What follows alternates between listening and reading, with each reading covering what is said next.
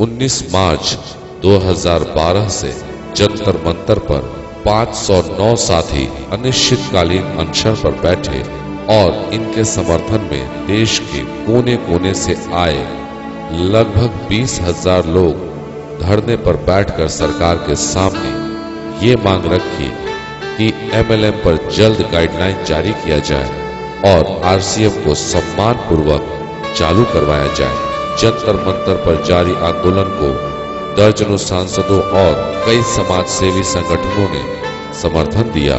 इनमें प्रकाश जावड़ेकर, शाहनवाज हुसैन, कैप्टन जयनारायण प्रसाद, तूफानी सरोज, शब्बीर अली, इंदर सिंह नामधारी, सरोज कुमार, ओम प्रकाश यादव एवं मेघा पाटकर व उदित राज प्रमुख रहे। इन लोगों ने धरना स्थल पर आकर आंदोलनकारियों का हौसला बढ़ाया। आंदोलन के साथ साथ न्यायालय में भी हमारी जंग जारी थी और जब भी न्यायालय में हमारी सुनवाई की तारीख होती थी वो तारीख बदल जाती थी। इधर 509 आंदोलनकारी जो अनशन पर बैठे हुए थे, दिन प्रतिदिन उनकी स्वास्थ्य स्थिति बिगड़ती जा रही थी। इनमें से 87 लोगों की हालत इतनी खराब हो गई कि उन्हें दिल्ली के राम मनोहर लोहिया अस्पताल में भर्ती कराया गया। इतना होने के बाद भी सरकार को हमारा दर्द नहीं दिख रहा था। अनशन पर बैठे आंदोलनकारियों का स्वास्थ्य बिगड़ता जा रहा था, लेकिन वो अनशन खत्म करने को तैयार नहीं थे।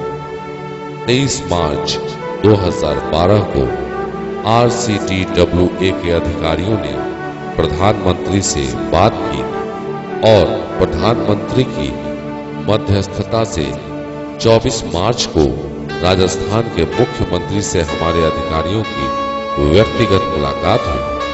मुख्यमंत्री द्वारा मामले के शीघ्र सकारात्मक समाधान निकालने के आश्वासन और अनशन को समाप्त करने की अपील के बाद 30 मार्च को दिल्ली जंतर मंतर पर जारी अनशन को समाप्त कर दिया गया।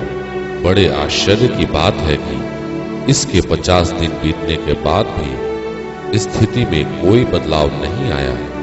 लोगों को समझ में नहीं आ रहा था कि अब वो क्या करें, लेकिन आर्थिक आजादी के अभियान के सिपाहियों ने कसम खा लिया था कि वे बिना RCM को शुरू करवाए चैन से नहीं बैठेंगे।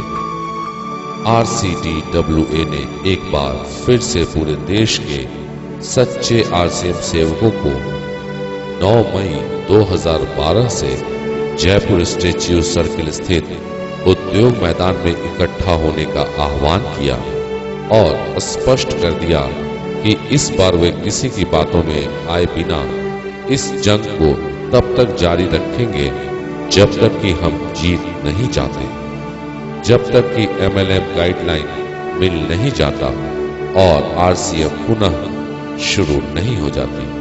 पूरे देश से लोग जयपुर पहुंचने लगे और 9 मई 2012 से इस ऐतिहासिक आंदोलन की शुरुआत हो गई। धीरे धीरे आंदोलन तेज होने लगा। इस बीच न जाने कई बार RCTWA के अधिकारियों ने मुख्यमंत्री अशोक गहलोत से मुलाकात की, लेकिन आश्वासन के सिवा कुछ नहीं मिला। उधर कोर्ट में बार बार हमारी सुनवाई की तारीख बदल रही थी, जिससे न्याय व्यवस्था पर से भी विश्वास उठने लगा था। इस आंदोलन में महिलाओं ने भी हिस्सा लिया। आंदोलनकारियों के साथ उनके बच्चे भी थे जो मजबूरन कष्ट काटने पर बाध्य थे।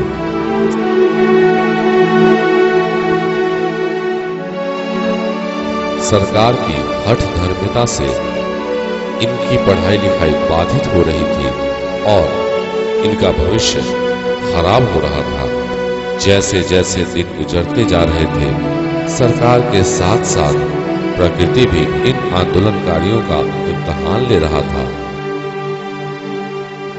9 मई 2012 को शुरू हुआ आंदोलन जून माह में प्रवेश कर चुका था और पूरे जोशो जुनून के साथ जारी था।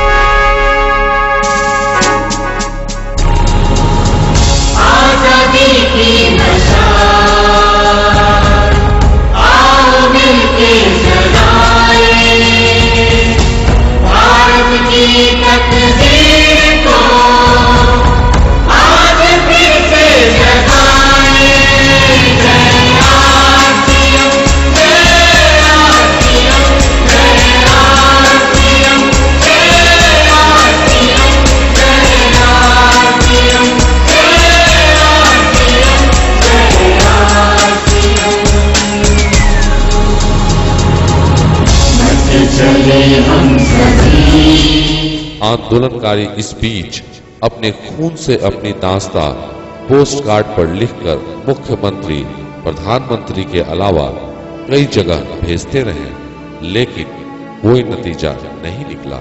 जयपुर में जून माह में तापमान 48 डिग्री सेल्सियस के आसपास पहुंच गई थी, फिर भी आंदोलनकारियों के हौसले को डिगा नहीं पा रही थी। कई बार बारिश के साथ साथ तेज तूफान भी आया, लेकिन आंदोलनकारी हर स्थिति में टिके रहे। इस बीच हमारे आंदोलनकारियों ने संतोखबा दुर्लभ ब्लड बैंक में 40 यूनिट रक्तदान कर इंसानियत का परिचय भी दिया। अब जुलाई आ गई थी। हमारा धरना और क्रमिक अनशन उसी हौसले के साथ जारी था। बरसात का मौसम शुरू हो चुका था। दिन रात बारिश में भीगने के बाद भी आंदोलनकारियों का हौसला कुदरत को चुनौती दे रहा था।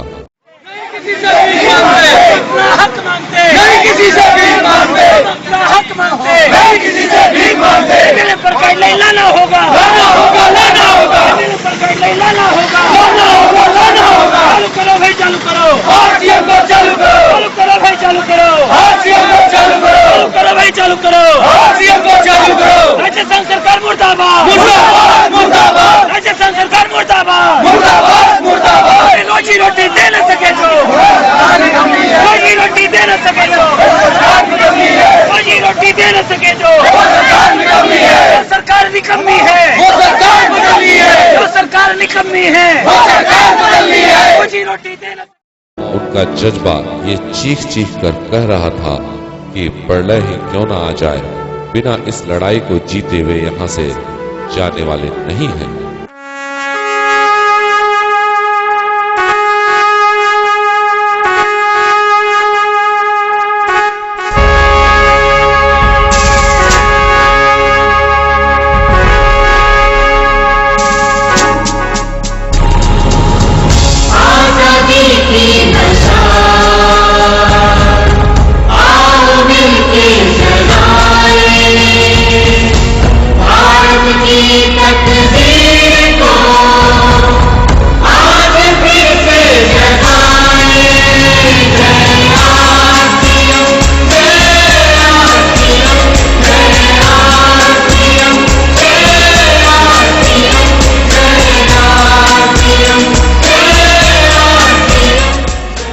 जुलाई को आंदोलनकारियों ने केंद्रीय मंत्री सीपी जोशी के पुतले को जूते से पिटाई कर अपना आक्रोश व्यक्त किया। इस आंदोलन के बीच भी कई समाजसेवी संगठनों व राजनीतिक व्यक्तियों का सहयोग व समर्थन हमें मिला। अब सरकार को भी समझ में आने लगा कि इस बार वो इन आंदोलनकारियों को बेवकूफ नहीं बना सकते। हमारा आंदोलन जारी था। जाना है हमको बस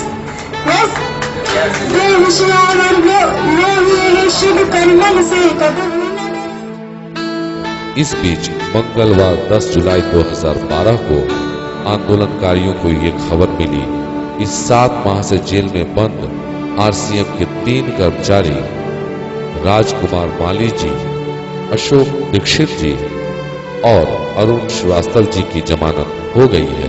ये लोग हमीरगढ़ पुलिस द्वारा छापे की कार्रवाई के दौरान गिरफ्तार किए गए थे। साथ ही साथ त्रिलोक चंद्र छाबड़ा जी और सौरभ जी को जयतारण वाले मामलों में जमानत के अलावा कई मामलों में समझौते भी हो गए। एक साथ इतनी सारी सकारात्मक संदेशों को सुनकर आंदोलनकारियों में खुशी की लहर दौड़ गई। 11 जुलाई 2012 को जब ये तीनों कर्मचारी जेल से बाहर निकले तो आंदोलनकारियों ने जेल के बाहर फूल मालाओं से इनका स्वागत किया। आंदोलनकारियों की मांगे थी कि सरकार MLM पर गाइडलाइन जारी करे और RCM की वितरण व्यवस्था को पूर्ण रूप से बहाल किया जाए। सरकार ने एक चाल और चली, उसने गाइडलाइन भी बना दी, लेकिन उस गाइडलाइन का पालन करते हुए RCM कभी शुरू नहीं हो सकती थी। हमारे वकील ने इस गाइडलाइन पर असहमति जताते हुए अपने स्तर से गाइडलाइन की रूपरेखा तैयार कर सरकार को दी। 29 अगस्त को गुस्साए आंदोलनकारियों ने CP जोशी का पुतला फूंका। इस दिन CP जोशी का जन्मदिन भी था। हमारा आंदोलन मई से अगस्त महीने में प्रवेश कर गया था, लेकिन आंदोलनकारियों के चेहरे पर मायूसी तक नहीं थी। का कारण था आज से दुखदाई, अंतिम सघन परीक्षा का कारण था आज से दुखदाई। अननीति सरकार यहाँ की देख न पाई क्षमता को, इसको पता नहीं था कि 9-8 महीने तक क्रांतिकारी आंदोलन करेंगे। अननीति सरकार यहाँ की देख न पाई क्षमता को, अननीति सरकार यहाँ की देख न पाई क्षमता को, और भारत में ही RCM की चोट लगी थी ममता को। आंदोलनकारियों ने सरकार को रिझाने के लिए कई बार मौन धारण तो कई बार सिर भी मुड़वाया। आंदोलनकारियों द्वारा कैंडल मार्च और उस मशाल जुलूस को भला कौन भूल सकता है, जिसमें आंदोलनकारी भारत मां की जय के नारे लगा रहे थे।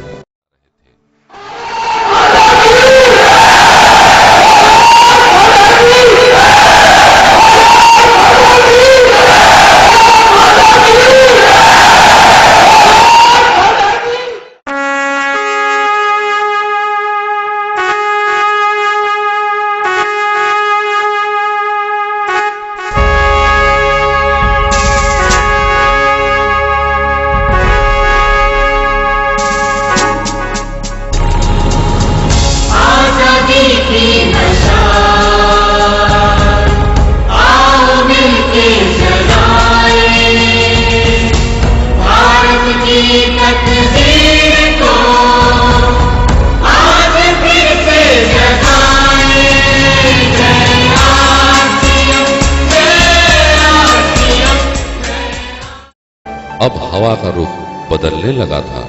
सरकार पर RCM को शुरू करने को लेकर चारों तरफ से दबाव बनने शुरू हो गए थे। अब RCM आंदोलनकारियों की तपस्या रंग लाने लगी थी।